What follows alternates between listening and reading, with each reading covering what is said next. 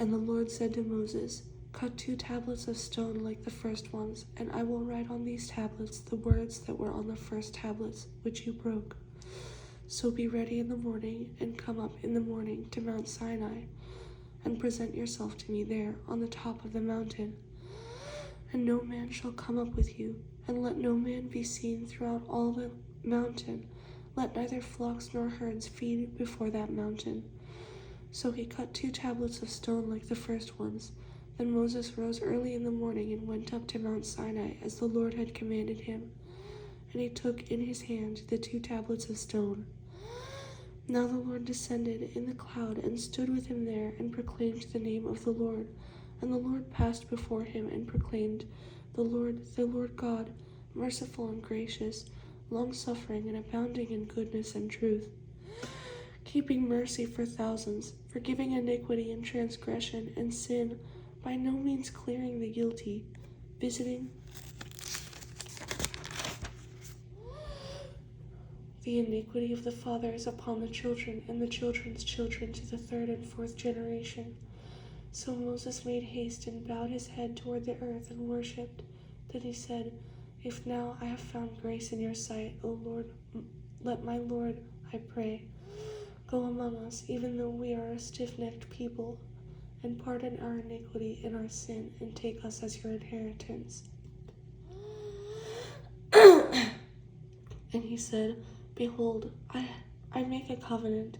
Before all your people I will do marvels such as have not been done in all the earth, nor in any nation, and all the people among whom you are shall see the work of the Lord. For it is an awesome thing that I will do with you. Observe what I command you this day. Behold, I am driving out from before you the Amorite, the Canaanite, and the Hittite, and the Perizzite, and the Hivite, and the Jebusite. Take heed to yourself, lest you make a covenant with the inhabitants of the land where you are going, lest it be a snare in your midst. But you shall destroy their altars, break their sacred pillars, and cut down their wooden images. For you shall worship no other God. For the Lord, whose name is jealous, is a jealous God. Lest you make a covenant with the inhabitants of the land, and they play the harlot with their gods, and make sacrifice to their gods. And one of them invites you, and you eat of his sacrifice, and you take of his daughters for your sons. And his daughters play the harlot with their gods, and make your sons play the harlot with their gods. You shall make no molded gods for yourselves. The feast of unleavened bread you shall keep.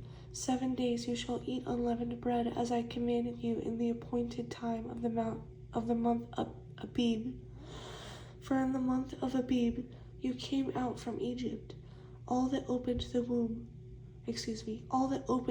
are mine, and every male firstborn among your livestock, whether ox or sheep, but the firstborn of a donkey you shall redeem with a lamb.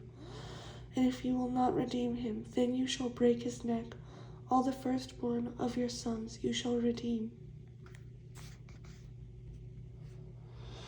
And none shall appear before me empty-handed. 6 days you shall work, but on the 7th day you shall rest. In plowing time and in harvest you shall rest. And you shall observe the feast of weeks, of the first fruits of wheat harvest, and the feast of ingathering at the year's end. 3 times in the year all your men shall appear before the Lord, and the Lord God of Israel.